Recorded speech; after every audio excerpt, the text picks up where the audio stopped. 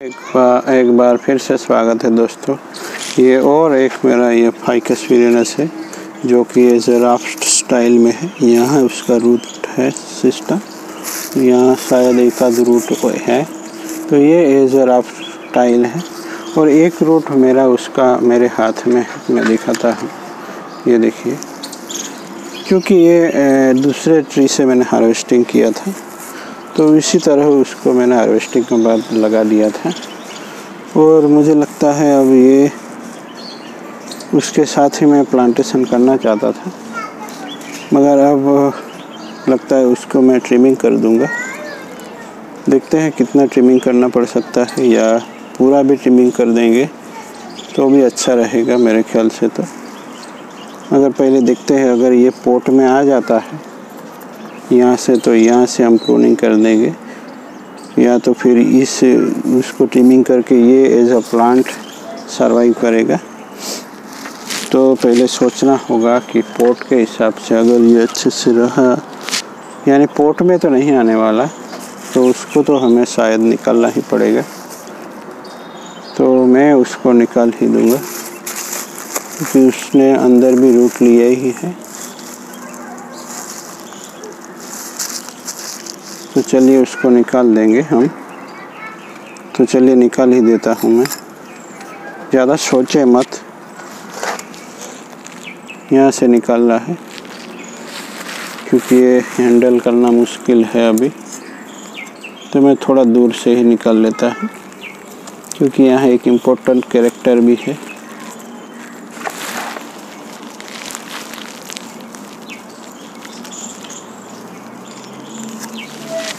एक हाथ से काम करना मुश्किल हो रहा है क्योंकि कोई हेल्पर नहीं है मेरे पास।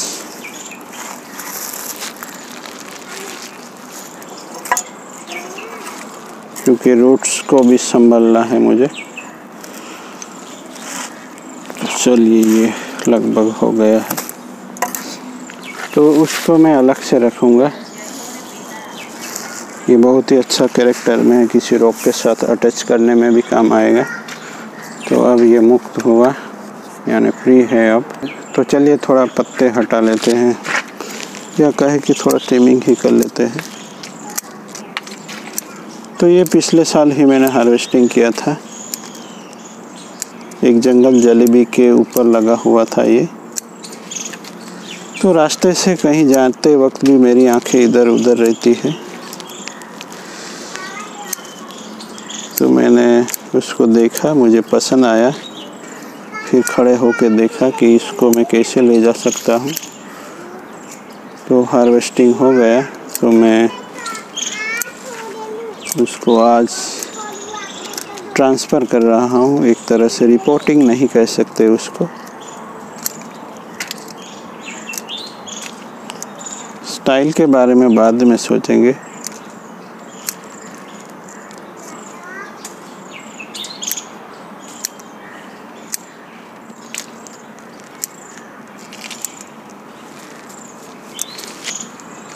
जैसे भी स्टाइल हो, ये अच्छा ही लगने वाला है, क्योंकि उसमें ये कर्व बहुत पसंद है मुझे, और ऊपर से ये डैमेज भी है, तो बहुत ही अच्छा लगेगा ये। तो चलिए उसको खोलते हैं पहले।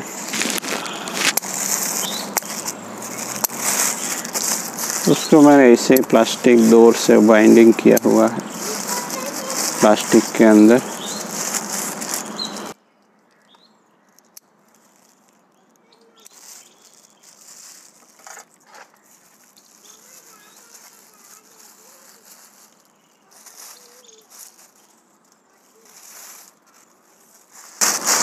तो पहली बार है, तो उसको ज़्यादा डिस्टर्ब मैं नहीं करना चाहता।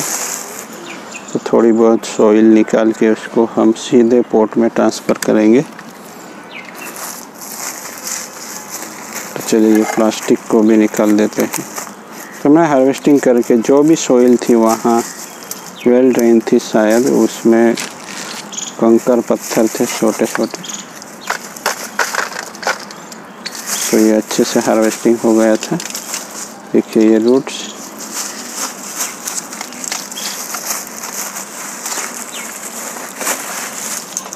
तो थोड़ी मिट्टी हटा लेता हूँ। ये रूट्स देखिए,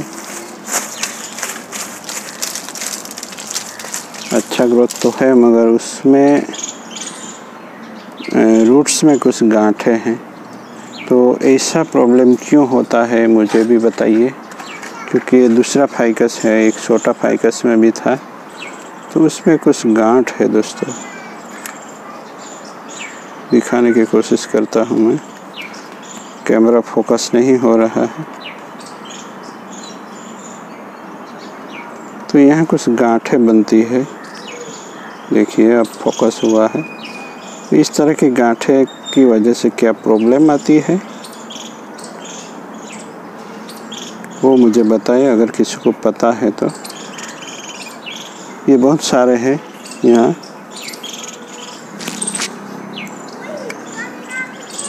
तो चलिए उसको पॉट में ट्रांसफ़र करते हैं।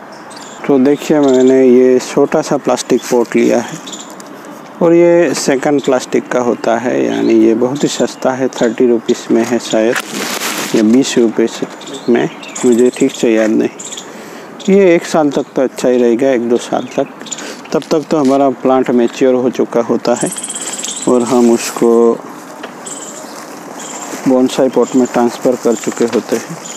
तो ये पहली बार है, इसलिए मैं रूट ट्रिमिंग नहीं करना चाहता। जितने भी रूटें हैं वो सब नीचे चली जाएगी। तो पहली बार है ये ट्रांसफ़र हो रहा है, ये रिपोर्टिंग नहीं कह सकते उसे। ये थोड़ा नीचे चाहिए मुझे, तो थोड़ी सोइल में हटा के उसको थोड़ा नीचे कर देता हूँ, जिसकी वजह से कोई रूट यहाँ बड़े स्टेम से निकले तो वो अच्छे से हो।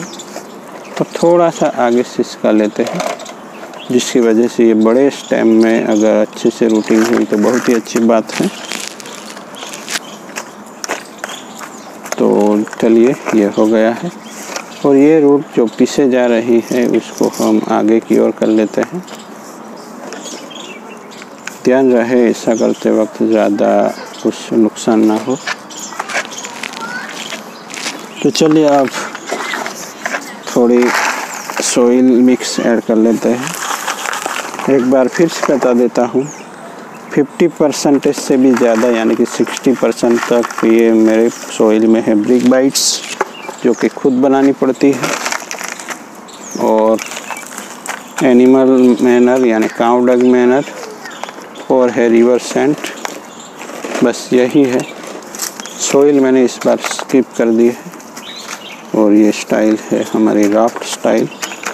तो चलिए मिट्टी को प्रेस किया जाए और पहले थोड़ा प्लांट को बाइंडिंग में ले लेते हैं। ये बहुत ज़रूरी स्टेप है दोस्तों, क्योंकि हमारे प्लांट इधर से उधर करने पड़ते हैं हमें। तो ये हिले डुले नहीं, उसका थोड़ा ख्याल रखें। तो ये मेन स्टेम के साथ मैं वाइंडिंग ले लेता हूँ।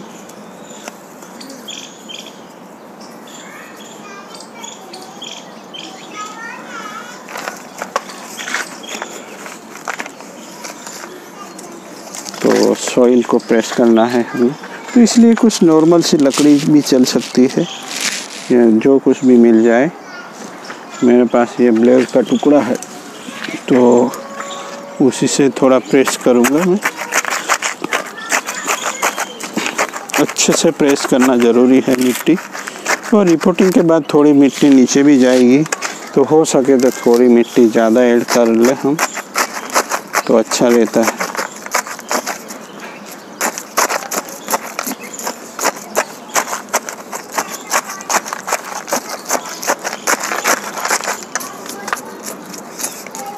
जहाँ रूट है वहाँ थोड़ा संभल के।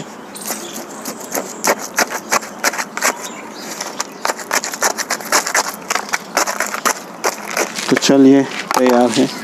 कुछ यहाँ रूट हमें पता है कि ऊपर है, तो थोड़ा स्प्रे कर लेते हैं पानी। रिपोर्टिंग के बाद जितना ज़्यादा हो सके इतना कम वक्त दे, ज़्यादा नहीं कम वक्त दे। उसको हवा में ज़्यादा ना रखें प्लांट्स को। कोई प्लांट को जो धुलाई भी करता है तो वो ठीक है, कोई अच्छा प्लांट हो तो फाइकस जैसा, नहीं तो अगर टामरिन को आपने वॉश कर दिया तो फिर टामरिन पूरा वॉश हो जाएगा, क्योंकि वो होगा ही नहीं। क्योंकि अपने कुछ दिमाग के हिसाब से या एक्सपीरियंस के हिसाब से प्लांट के साथ हमें काम करना होता है। जो प्लांट अच्छे से सर्वाइव होते हैं उसको आप कुछ भी कर सकते हो, धुलाई कर सकते हो उसके रूट बॉल की, या चाहे जितना ट्रिमिंग कर ले। या एक वीडियो में तो आपने देखा होगा, बहुत बड़ा प्लांट था फाइकस का और उसको चॉप कर दिया था यहाँ बेस पॉइंट पूरा, शायद आप लोगों ने देखा हो। तो फाइकस में शायद ज़्यादा प्रॉब्लम नहीं आती, मगर आपको उसके बाद क्या करना है वो पता हो तो ही ऐसा कुछ करें, नहीं तो जितना कम उतना अच्छा ट्रिमिंग रूट में या ब्रांच में। तो ये ओपन एंड हो गया है, तो उसमें थोड़ा सा मैं लगा लेता हूँ एंटी फंगस पाउडर, जो कि मैंने यहाँ रखा है। थोड़ा सा पिंच लेके उसको यहाँ प्रेस कर दे। ये अभी वेट है तो ये पेस्ट ही बन जाता है। वैसे तो फाइकस का जो लिक्विड होता है वो ही सीलिंग कर लेता है। जो एंड हमने अभी काटा वहाँ भी लगा ले, ये पेस्ट जैसा ही बन जाता है, थोड़ा वेट करेंगे तो फाइकस का लिक्विड भी ये काम करता है थोड़ा बहुत, मगर जब कट मोटा हो तो वो इनफ नहीं होता, इसलिए हमें ये कुछ कर ले तो ठीक है। ये डिहाइड्रेट होने में भी बचाएगा प्लांट को और एक तरह से सील हो जाएगा प्लांट। तो चलिए दोस्तों, अगर हमारा वीडियो अच्छा लगता है या इन्फॉर्मेटिव लगे तो ज़रूर सब्सक्राइब करें या ना करें, लाइक तो ज़रूर करना है, जिससे मुझे पता चले कि लोग इंटरेस्टेड है। डिसलाइक भी कर सकते हो अगर कुछ बात पता नहीं है या पता नहीं चली या अच्छा नहीं लगा तो डिसलाइक करें। तो थैंक यू फॉर वॉचिंग। कोई भी प्रॉब्लम हो बेझिझक पूछ सकते हो, मेरे एक्सपीरियंस के हिसाब से मैं आंसर देने की कोशिश करूँगा।